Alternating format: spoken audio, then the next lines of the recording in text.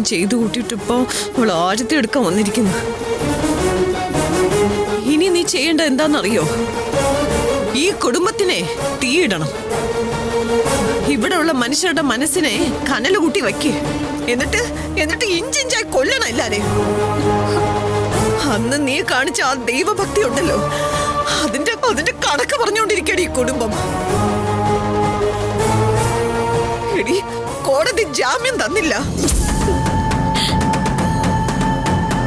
ഇനി എന്റെ ഭർത്താവ് കിടക്കേണ്ടത് എവിടെന്നറിയോ? ജയിലില്ല.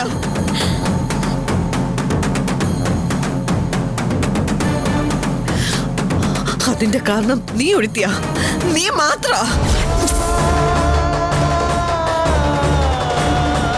നിങ്ങൾക്ക് എന്താ പ്രാന്തുണ്ടോ? നന്ദിനി അതിന്റെ കാരണക്കാരിയല്ലെന്ന് എത്ര തവണ ഞാൻ പറഞ്ഞു. പിന്നെ